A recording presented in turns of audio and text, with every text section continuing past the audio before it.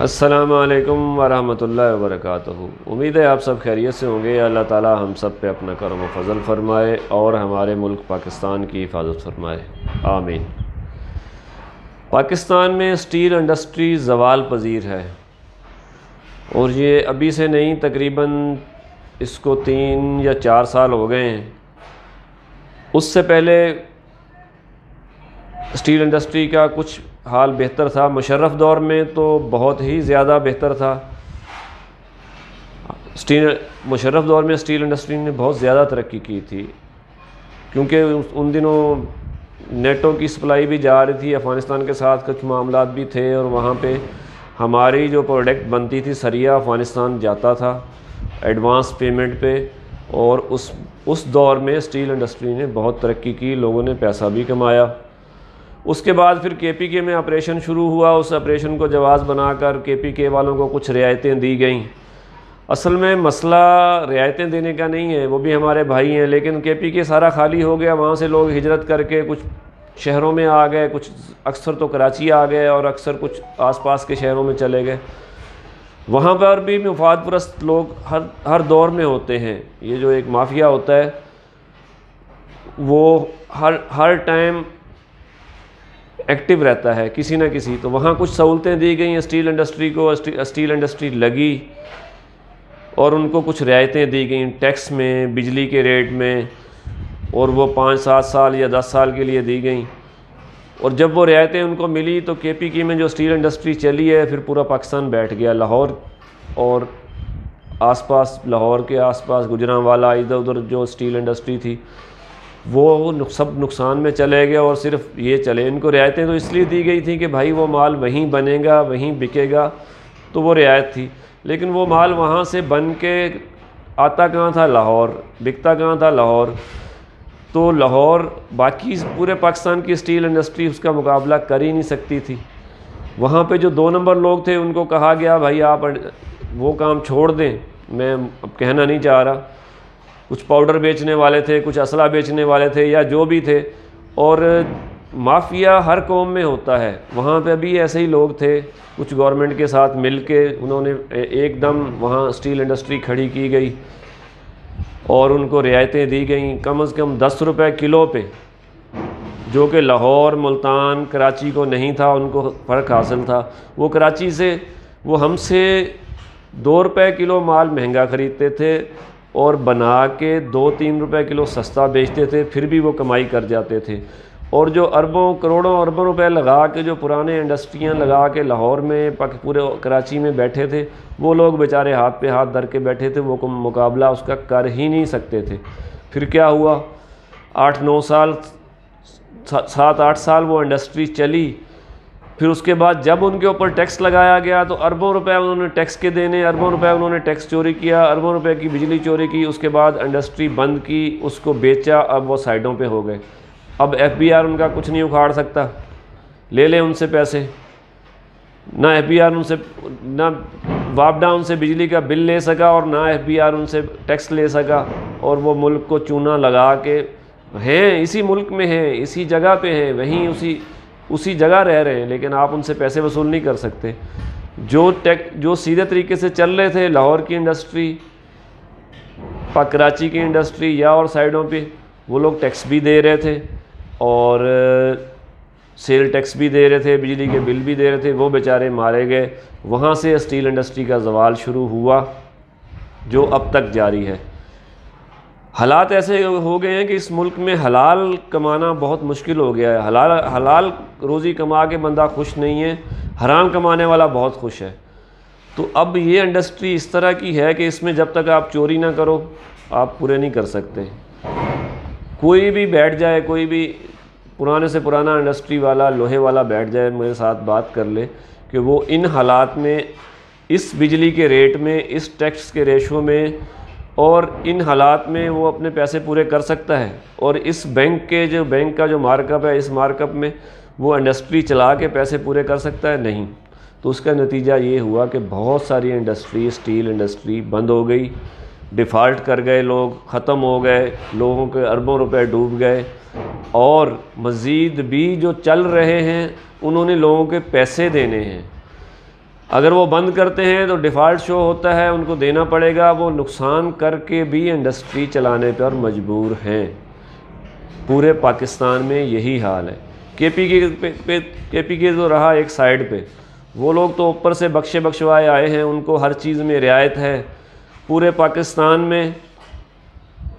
پاکستان میں 1 number 2 number کام بھی کرتے ہیں اور پھر شور بھی کرتے ہیں کہ بھائی ہمارے ساتھ زیادتیاں بھی ہو گئیں، اور سب سے زیادہ رعایتیں بھی انہی لوگوں کو حاصل ہیں۔ اس پہ شاید وہ ناراض بھی ہو جائیں، لیکن پورے ملک میں انڈسٹری کے لیے ایک ہی قانون ہونا چاہیے۔ سب کے پیسے پہ قائد اعظم کی تصویر ہے، سب کے پیسے لگے ہوتے ہیں، لیکن ہمارا ملک پاکستان ہے نا، یہاں واقعی 2 قانون چلتے ہیں، 1 نمبر 2 نمبر اور 3 نمبر۔ جہاں گورنمنٹ کا فائدہ ہوتا ہے وہ مل ملا کے وہاں پہ کوئی نہ کوئی گیم کرتے ہیں، اس کے بعد پیسہ لیا، اگر کسی نے پیسہ گورنمنٹ کا کھا لیا، گورنمنٹ واپس آج تک تو کسی سے لے نہیں سکی، بینکوں کے قرضے تو لے نہیں سکی بڑے لوگوں سے۔ چھوٹے لوگوں کو تو آپ گلے سے پکڑ کے گھسیٹ لیتے ہیں، لیکن بڑے لوگوں سے آپ کچھ بھی وصول نہیں کر سکتے۔ تو اسٹیل انڈسٹری بحران کی زد میں ہے پچھلے 5 سال 8 سال سے، اور اب تک ہے۔ اب یہ کب چلے گی؟ ایک دور عمران خان کا آیا تھا، اس نے کنسٹرکشن سیکٹر کو ایکٹیو کیا تھا، بینکوں کو کچھ ہدایت دی تھیں کہ قرضے ورضے ان کو دو، تو سریے کی سیل شروع ہو گئی تھی، تو کچھ کام چلنے شروع ہو گئے تھے، لیکن وہ بھی بند ہو گیا۔ اب اس کے بعد اب تک تو نقصان ہی نقصان ہے۔ جو لوگ نئے اس کام میں آنا چاہ رہے ہیں، انڈسٹری لگانا چاہ رہے ہیں، اگر تو میری بات وہ لکھ لیں، اگر تو وہ ایمانداری سے کریں گے تو 1 ٹکا نہیں کما سکیں گے۔ پاکستان میں ایمانداری سے کام کرنے والا کبھی کوئی پیسے کما ہی نہیں سکتا۔ آپ کو گورنمنٹ کے افسر سے ملنا پڑے گا، آپ کو کسی وزیر مشیر سے ملنا پڑے گا، آپ کو کچھ چوری کرنی پڑے گی، تب آپ پیسے کما سکتے ہیں۔ یہ باتیں سچ بول رہا ہوں میں، ورنہ ایمانداری سے کام کر کے آپ مزدوروں کی تنخواہیں بھی نہیں نکال سکتے، جو ہو رہا ہے۔ اور رہی بات اچھا کراچی میں بھی یہی کچھ ہو رہا ہے۔ کراچی میں کچھ فنسیں چل رہی ہیں، وہ لوگ جو جنریٹر پہ چلا رہے ہیں، حالانکہ یہ شاید جنریٹر پہ چلانا مجھے نہیں پتہ یہ جرم ہے یا نہیں جرم ہے، لیکن جنریٹر پہ چلا کے کچھ لوگ پیسے کما رہے ہیں، 10-5 روپے جو ٹیکس کے ہیں وہ بچ جاتے ہیں ان کو، سیل ٹیکس کے، کیونکہ اگر بجلی پہ چلائیں گے تو بل کے ساتھ سیل ٹیکس آئے گا، اگر وہ جنریٹر پہ چلائیں گے تو پھر ان کو سیل ٹیکس نہیں دینا پڑے گا، کیونکہ سیل ٹیکس بجلی کے بل کے ساتھ آ جاتا ہے۔ تو وہ کچھ سروائیو کر رہے ہیں، لیکن اسٹیل انڈسٹری اب تک پاکستان میں بحران میں ہے۔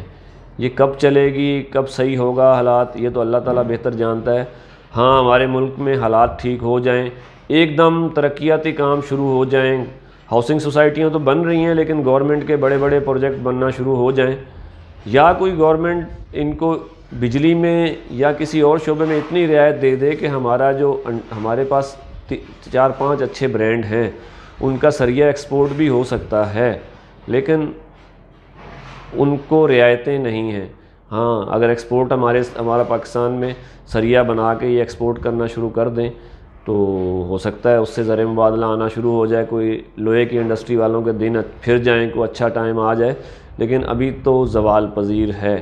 جو بھی کوئی نیا بندہ لوہے کی انڈسٹری لگانا چاہ رہا ہے، میں تو اس کو مشورہ دوں گا کہ وہ فی الحال سکون سے بیٹھ جائے، کیونکہ اگر آپ وزیر ہیں، آپ منسٹر ہیں، آپ کسی بڑے آدمی کو، کسی بہت بڑے آدمی کو یا کسی اسٹیبلشمنٹ کے آدمی کو ساتھ ملا کے آپ کام کر سکتے ہیں، اور 4-5 سال کی رعایت ہوتی ہے، اس میں آپ کسی بہت بڑے بینکوں سے قرضہ لے کے اور آپ نے کام چلا لیا، اس کے بعد ڈیفالٹ شو کر دیا، پیسے کھا کے سائڈ پہ ہو گئے، بجلی کا بل آپ اٹھا کے سائڈ پہ ہو گئے، تو آپ کام کر سکتے ہیں، ورنہ آپ انڈسٹری نہیں چلا سکتے۔ جو لوگ ایماندار ہیں، ایمانداری سے کام کرتے ہیں، وہ 10 سال سے فیکٹریاں لگا کے بند کر کے بیٹھے ہوئے ہیں، بہت ساری مثالیں موجود ہیں۔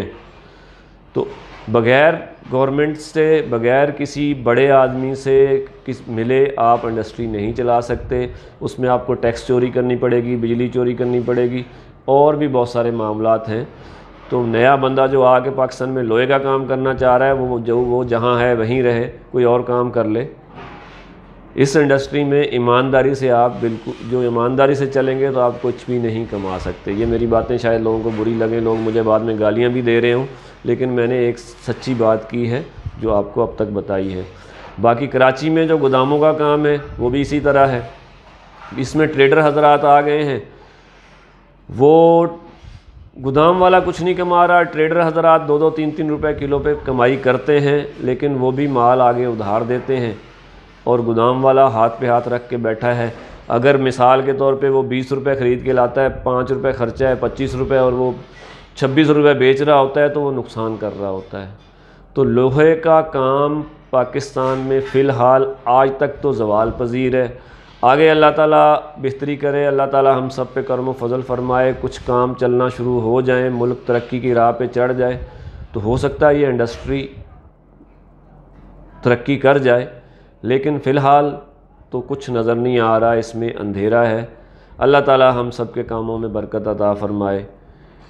میں بہت سارے لوگوں سے معذرت کے ساتھ، کیونکہ یہ باتیں کرنے والی تھیں جو کر دی گئیں، کچھ کو بری لگی ہوں گی، لیکن ہمارے ہاں جو انڈسٹری ہے لوہے کی وہ تقریباً اپنی آخری سانسیں لے رہی ہے۔